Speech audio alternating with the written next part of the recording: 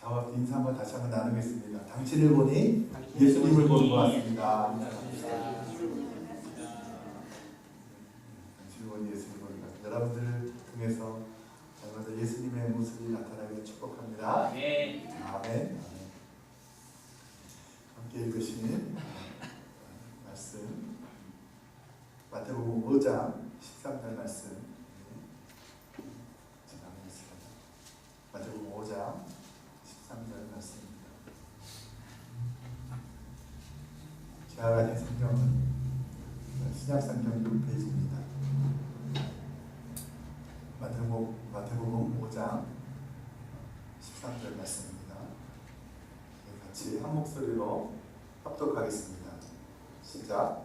너희는 세상의 소금이니 소금이 만일 그 맛을 들면 무엇으로 짜게 하리요. 그에는 아무 쓸데 없어 다만 밖에 버려져 사람에게 밟힐 뿐이니라. 아멘. 오늘 읽은 말씀은 여러분들 너무나 잘 아시는 말씀이고 또 짧고 서장수원에서 복 있는 사람이라는 말씀 바로 뒤에 시작되는 말씀입니다.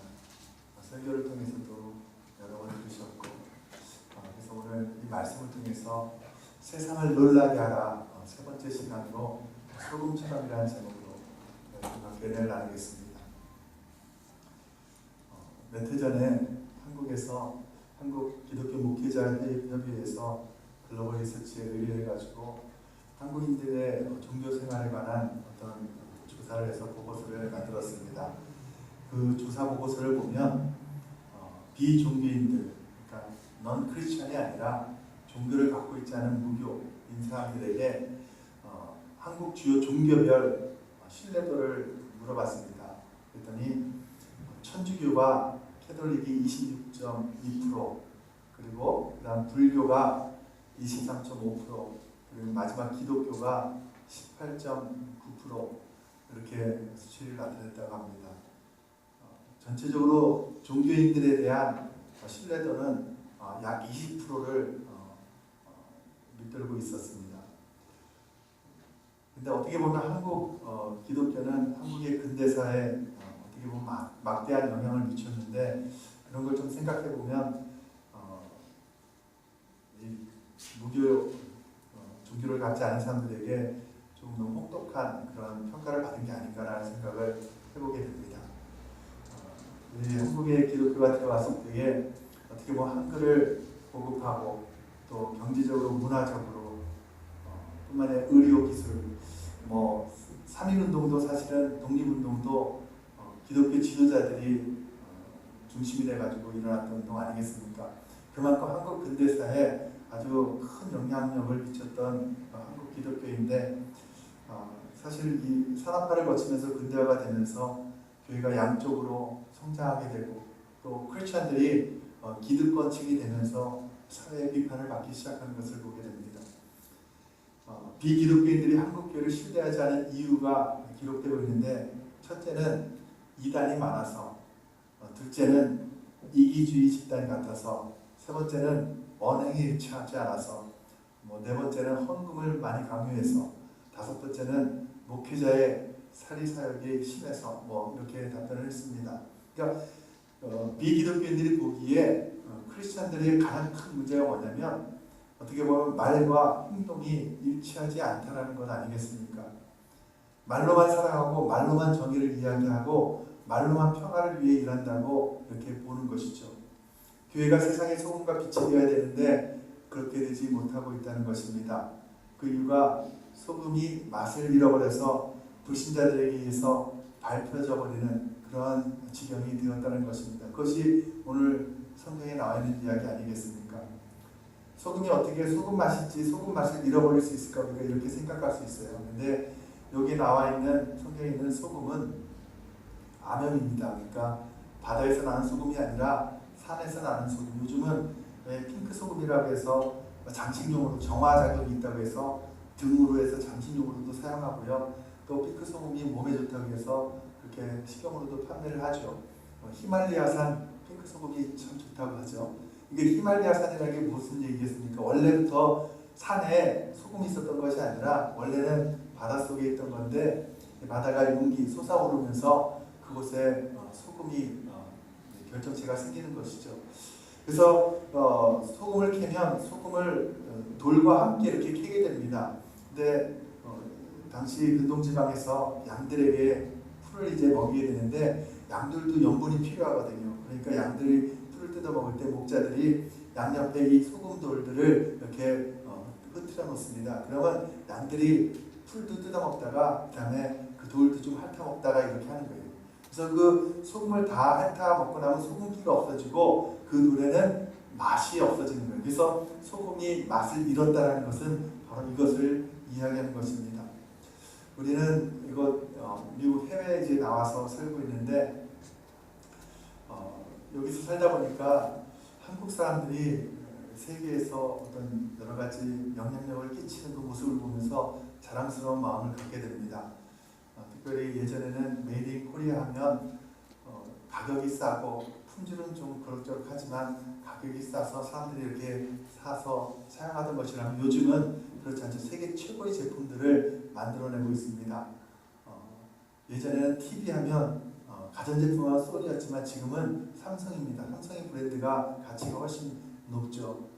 가전제품도 마찬가지입니다. 냉장고, 세탁기, 여러분 여기 홈디포 이런 데 가보시면 알지만 LG 제품들이 이렇게 많이 나와 있죠. 그러니까 한국의 기술력이 대단히 뛰어난 것을 보게 됩니다. 자동차, 현대자동차가 많이 다니고 있고요. 메이드 인 코리아라는 것이 이제는 어떻게 보면 전 세계에 영향력을 끼치게 되었습니다.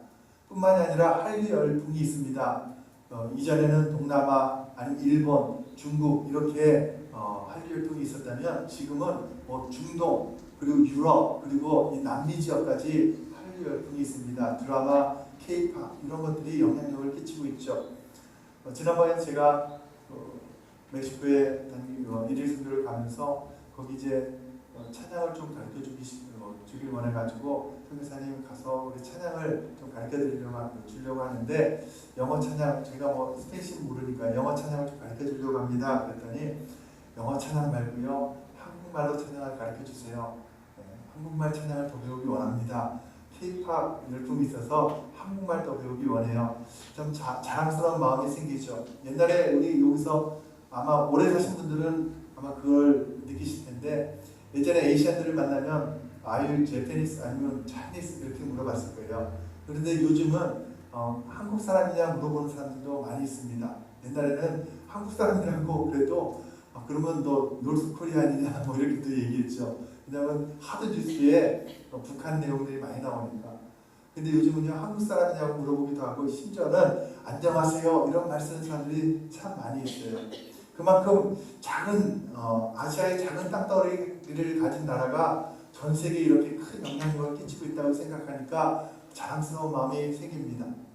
그런데 우리가 한국 사람으로서 이러한 자랑스러운 자부심을 가지고 살아가고 있지만 사실 크리스천으로서는 어떠한가를 한번 돌아보길 원합니다.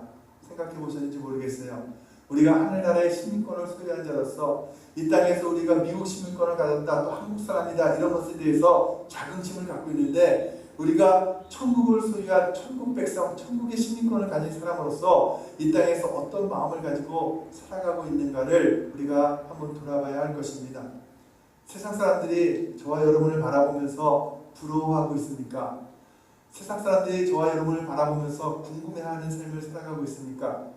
저 사람은 예수 믿는 사람인데 하면서 존경하고 있습니까? 자랑스럽게 그렇게 생각하고 있습니까? 이것을 우리가 한번 돌아볼 필요가 있습니다. 그렇지 않은 것 같아요.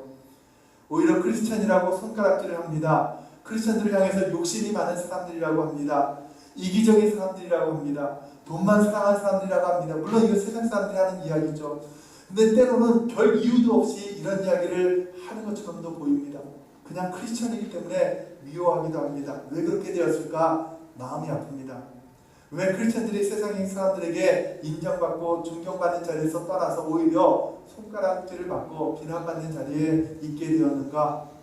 사람들이요 그렇게 하는 모습을 보고 우리가 그냥 사단의 세력이다 이렇게 치부해버리면 되겠습니까? 여러분 물론 조직적으로 기독교를 비방하는 그런 세력들이 분명히 있지만 여러분 그렇게만 우리가 생각할 필요는 없는 것 같아요. 우리가 간과하지 말아야 될 것은 우리의 현주소가 지금 어디 있는가 하는 것입니다. 남의 탓만 할 것이 아니라 우리의 자성이 필요하다는 것이죠. 지난주 말씀드린 것처럼 이 고드케리 목사님이 그런 얘기를 했다고 했죠. 세상 사람들은요, 우리 크리스찬들을 향해서 자기들보다 높은 수준의 그런 도덕적인 그런 모습을 기대하고 있다는 거예요. 여러분, 우리가 그런 기대치에 미치지 못하고 있다는 것 아니겠습니까? 한국뿐만이 아니라 이 미주 사회도 마찬가지죠. 기독교 나라라고 했던 국가라고 했던 미국에도요, 점차 이 크리스찬들의 그 영향력이 사라지고 있어요. 박태선 목사님 가 있는 웨스트버지니아 그곳에는 뭐 한국 교회가 하나가 있기 때문에 주일날 오시는 분들 보면 그 이민 오신 분들 중에, 그쪽으로 오신 분들 중에 뭐 불교 아니면 천주교 상관없이 교회로 나와요. 교회 하나밖에 없으니까 그곳이 소통 장소가 되기 때문에 교회가 영향력이 그만큼 있었습니다. 지금은 그렇지 않을 것 같아요. 요즘 교회가요, 이민사에서도 그런 영향력을 끼치지 못하고 오히려 안 좋은 소문들이 많이 나고 있죠. 13절 말씀, 우리가 읽은 말씀 보니까 소금이 그 맛을 잃으면 아무 쓸데없어 다만 밖에 버려져 사람들에게 밟힐 뿐이라고 기록하고 있습니다. 여러분 소금의 맛을 가지고 있습니까? 우리 주님의 성결교회가 소금의 맛을 가지고 있습니까? 그렇지 못한다면 아무 쓸데없어져서 밖에 버리워진다라고 성경은 말씀하고 있습니다. 사람들에게 밟혀지게 된다는 것이에요. 사람들의 가십거리가 된다는 것이에요. 오늘 본문을 읽을 때에 사람들은 선입견적으로 오해하고 있는 그런 부분이 있어요. 그것이 뭐냐면 너희는 세상의 소금이니 너희는 세상의 빛이니 뭐 이런 말씀을 읽을 때마다 어떤 행위를 생각합니다. 소금 같은 행위, 세상 속에서 착하게 살고 세상 속에서 정직하게 살고 바르게 살고 의롭게 사는 그런 행위를 우리가 먼저 떠오르게 되는 것이죠. 그래서 우리 생각이 먼저 그렇게 굳어져서 우리가 말씀을 그렇게 이미 정리하게 됩니다. 그 이유 중에 하나가 16절에 그런 얘기가 나오거든요. 너희의 착한 행실을 보고 착한 행실 16절을 읽겠습니다. 이같이 너희 빛이 사람 앞에 비치게 하여 그들로 너희 착한 행실을 보고 하늘에 계신 너희 아버지께 영광을 돌리게 하라. 착한 행실, 그러나 주님께서 말씀하시는 의미는 그런 의미가 아니라 우리가 세상에서 소금의 역할을 해야 된다 이렇게 말씀하지 않고요. 우리가 세상에서 빛의 역할을 해야 된다 그런 말씀을 하는 것이 아니라 우리는 세상의 소금이다 말씀하고 있어요. 너희는 세상의 소금이다 이렇게 말씀하고 있어요. 영어로 You are the salt of the earth 이렇게 얘기하고 있어요. You should be, 너가 이렇게 돼야 된다, 너 이렇게 해야만 한다 이런 얘기를 하는 것이 아니라 You are, 너는 소금이다 이렇게 말씀하고 있는 거예요. 우리가 소금임을 선포하고 있는 것입니다. 할렐루야. 그럼 우리가 본문에 대해서 오해하고 있는 부분이 바로 이 부분이에요. 너무 행위적인 것에 중점을 두고 있습니다. 물론 틀렸다는 이야기가 아니에요. 우리는 정직한 삶을 살아야 되고요, 의로운 삶을 살아야 됩니다. 바르게 살아야 됩니다. 그러나 그보다 앞서는 선행적인 의미가 있는데 그것이 바로 존재적인 의미라는 거예요. being. 우리가 어떤 사람이 되어야 되는 것인가? 내가 누구냐? 나는 어떤 사람이냐? 정체성에 관한 문제라는 거예요. 여러분, 이 문제에 대해서 확실하지 않은 사람은요, 소금으로 삶을 살아갈 수가 없는 것이에요. 내가 소금인지 알 수 없으면요, 소금의 삶을 살아갈 수 없는 것이죠. 우리가 생각하는 행위를, 착한 행실들이 내가 어떤 존재인지를 알게 되면 그러한 삶을 살아가게 되는 것입니다. 그래서 우리 신앙은요, 어떤 행위에 초점을 맞추는 것이 아니라 본질에 초점을 맞춰야 됩니다. 행위적인 것은요, 그 본질에 초점이 맞춰져서 그것을 제대로 가지고만 있으면 드러나게 되어 있는 것입니다. 이것을 우리가 열매라고 이야기하는 것이죠. 우리 자신 안에 예수 그리스도가 계심을 확신한다면 우리를 통해서 예수 그리스도가 드러나게 된다는 것입니다. 그러므로 우리가 소금이 된다는 것은요, 단순히 세상에서 소금처럼 예를 들어서 정직하게, 겸손하게, 검소하게, 순결하게 이렇게 살아가는 것, 도덕적인 요구들을 하는 것이 아니라는 것입니다. 물론 크리스천의 열매 맺는 삶은 분명히 포함되고 있지만 그것은 덕목이죠. 그러나 정직하자, 이것이 바로 믿는 크리스천들의 어떤 믿음의 척도가 되진 않는다는 거예요. 정직하자고 얘기한다면 여러분 좀 언짢게 들으실 수도 있겠지만 일본 사람들처럼 정직한 사람들이 없는 것 같아요. 제가 들은 이야기지만 일본 사람들은 학생 시절부터 정직은 일생의 보배다, 이 표, 지금도 일본 사람들 그 말을 모르는 사람들이 없다는 거예요. 그것을 학생 때부터 그것을 듣고 산다는 거예요. 한 TV 프로그램에서 일본의 어떤 문화를 소개해주는 장면이 있었는데 우리나라하고 비교했던 거예요. 새벽에 횡단보도에 앞에 차들이 그대로 쓰는 것을 보여줍니다. 빨간불이 들어오면 사람이 하나도 없어도 씁니다. 이것이 일본 사람들의 모습이라는 건데, 여러분, 그런데요, 일본 사람들처럼 예수 안 믿는 그런 나라가 없어요. 여러분, 그러니까 우리가 이걸 가지고 또 우리가 잘못 믿으니까 그런 거다 이렇게 생각할 수도 있지만 그런 것이 아니라 우리의 그 믿음의 열매가 정직함은 맞지만 그 믿음이요 정직함이 우리 믿음의 척도가 될 수는 없다라는 거예요. 여러분, 부패한 세상에서 정직하게 사는 나은 사람을 통해서 세상을 바꿔보겠다 그렇게 생각하고, 아니 뭐 내가 그렇게 큰 조건은 없을지라도 나은 사람이라도 내가 정직하게 살려고 노력하는 것, 이것이 중요한 것이 아니냐 생각한다면, 여러분, 그것이 중요하지 않다는 건 아니지만 그것은 성경적인 것은 아니라는 거예요. 잘 이해하고 들으셔야 돼요. 여러분, 저 사람 많이 타락했어. 여러분, 이 말은요 기독교적인 접근은 아니에요.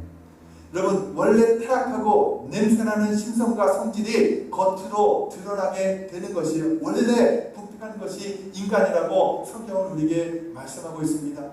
그러므로 우리가 보낸받은 이 세상은요 더 이상 부패해질 수 없을 만큼 이미 타락했다는 것이 성경이 보는 관점이라는 거예요. 그러나 이 부패한 세상 속에서 예수 그리스도를 통해서 우리를 택하여 주시고 예수님의 그 십자가의 죽음을 통해서 우리에게 그리스도의 옷을 덧입혀 주신 것이에요. 그래서 우리 이 땅에서 세상의 소금으로 살아갈 수 있게 된 것입니다.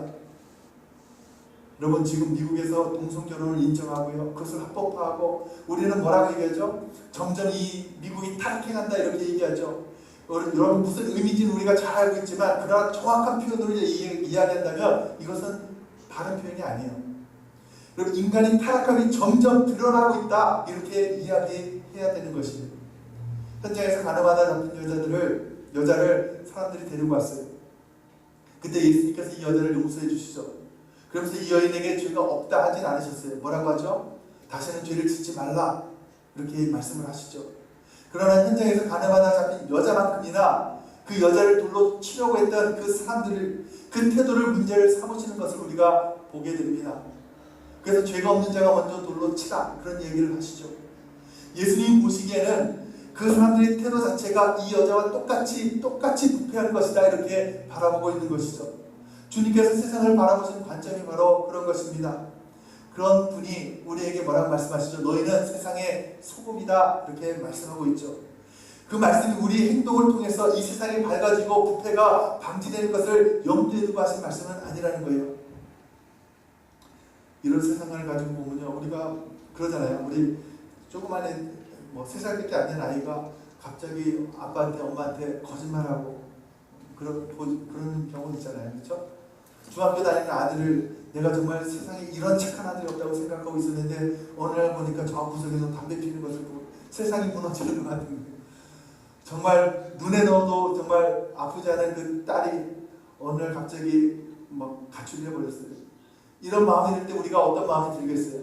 여러분, 그러나 그 속에 우리 안에는 이미 세상에 더러운 것이 들어있는 그 존재라는 것을 우리는 알아야 된다는 것이죠.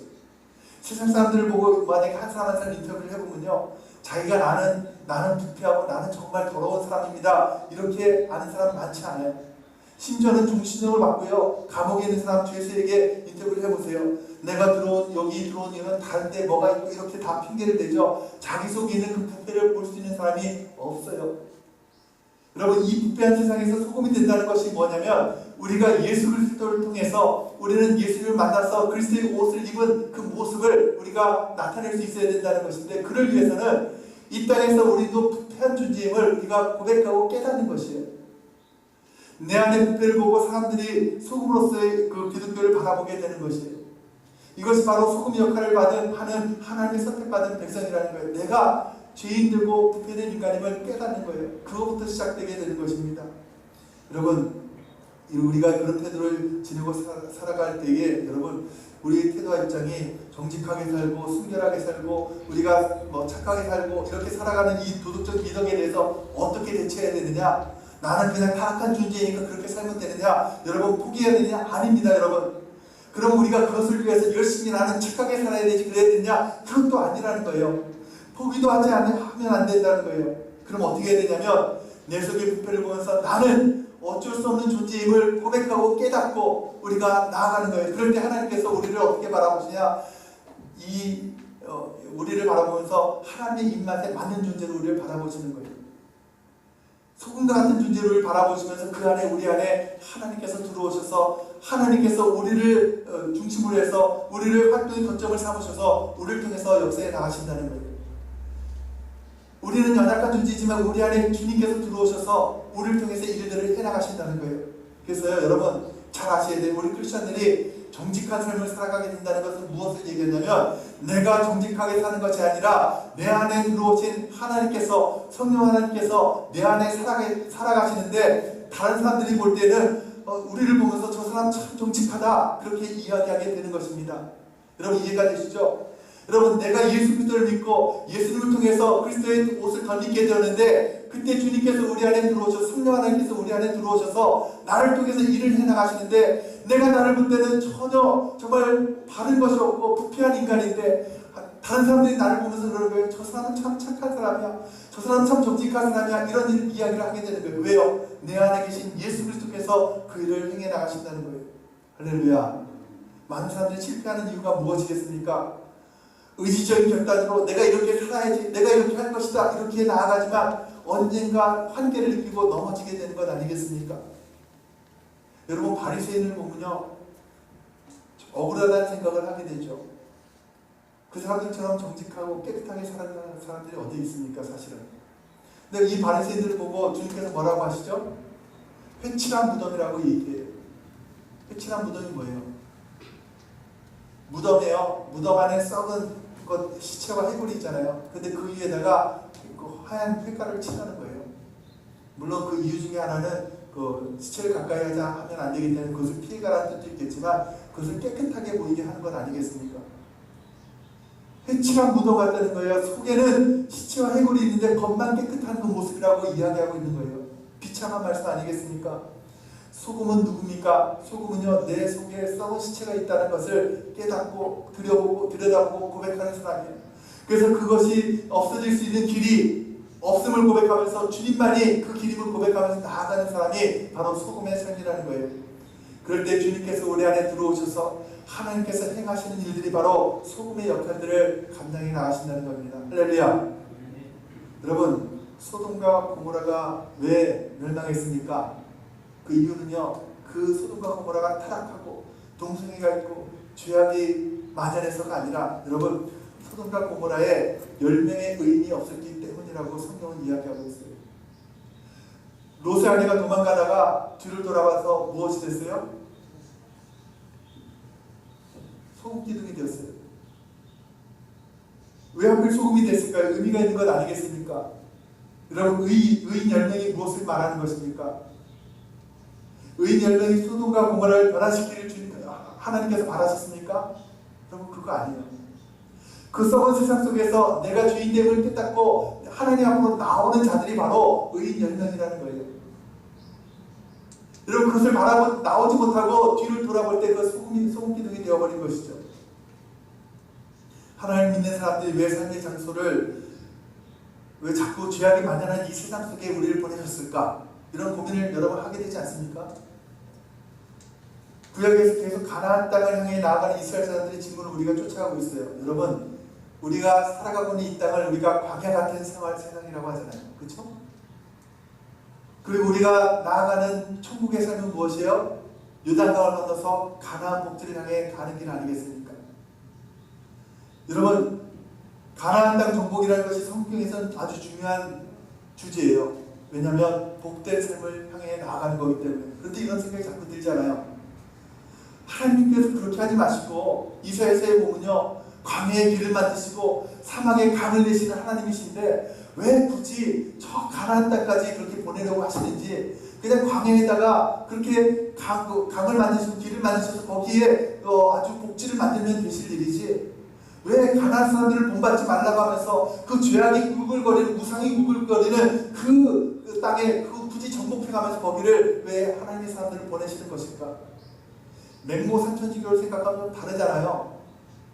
맹자 엄마가 아이를 시장통에서 기르다 보니까 자꾸 그걸 흉내내고 하니까 교육을 좀 잘 시키려고 좋은 곳으로 3번씩 이사했다는 거 아니겠어요? 우리도 그렇게 하잖아요. 좋은 학원으로 이사하기도 하고. 그런데 하나님 거꾸로 왜 죄악이 많은 세상 속에 우리를 집어넣냐는 거예요. 여러분, 이것은 바로요,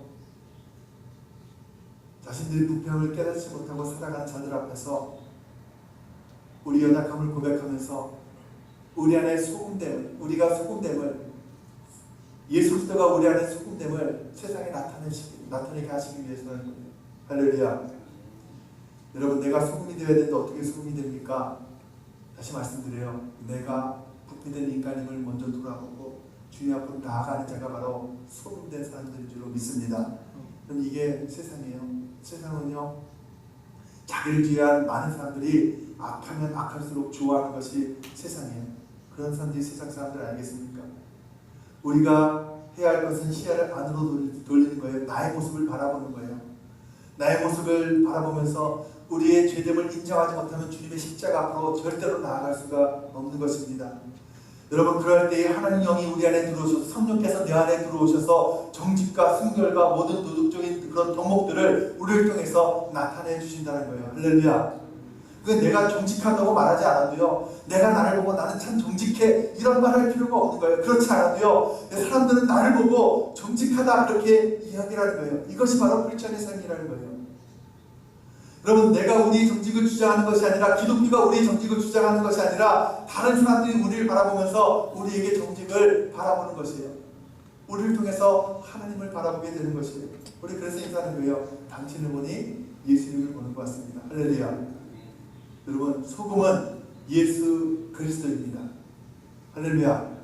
우리가 주님과 함께, 주님께서 내 안에 들어오실 때에 내가 소금이 되는 것입니다. 할렐루야. 예수님께서 들어가시는 것은요, 어디든지 썩는 것이 다시 살아나는 역사들이 일어났습니다. 수가성 여인을 만났을 때요, 상하신 영을 고쳐주셨고요, 여러분, 썩어짐을 종로로 탄 데서 해방되어서 하나님 자녀들의 영광이 자리에 이르게 되었어요. 여러분, 썩어 냄새나는 나사로의 그 무덤에 영적인 소금 예수님께서 찾아가셨을 때에 나사로가 다시 살아나는 역사가 일어나게 되었어요. 예수님께서 바로 소금이라는 거예요. 할렐루야. 예수님 때문에 우리가 변화되었음을 믿으시기 바랍니다. 여러분, 우리는 원래 부패한 인간이었지만 예수님 때문에 우리가 변화되었음을 믿으시기 바랍니다. 그래서요, 여러분, 예수님의 생명이 우리 안에 들어왔을 때 우리는 세상의 소금으로 살아갈 수 있게 되는 것입니다. 여러분, 사랑하는 성도 여러분, 우리는요, 하나님을 보여주는 전시품이에요.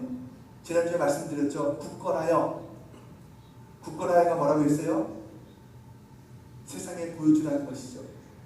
우리는 하나님을 보여주는 하나님의 작품이에요. 과연 하나님이 어떤 분이신지를 드러내는 사람들이요.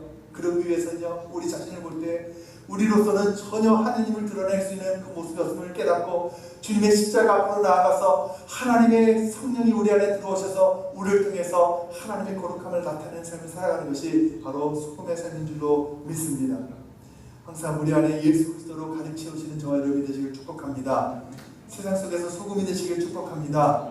그럴 때 우리는 세상에 물들지 않은 선한 양심을 가지고 살아갈 수 있게 되는 것이에요. 10번, 100번, 1000번을 우리가 결단한다고 되는 것이 아니라 내 안에 예수 그리스도를 붙들고 나의 전적인 타락함을 인정하면서 나아갈 때에 우리는 참된 선한 삶을 살아갈 수 있게 됨을 기억하시기 바랍니다. 성도 여러분, 그러할 때에 저와 여러분이 영향력을 회복하게 되는 것입니다. 우리 주님의 손길교회가 이 땅의 교회들이 그리스도의 영향력을 회복하게 될 줄로 믿습니다. 사랑하는 성도 여러분, 세상을 놀라게 하는 그런 성도들이 되시길 축복합니다. 세상이 궁금해하는 그런 성도들이 되시길 축복합니다. 그러기 위해서는 먼저 우리가 소금이 되어야 합니다.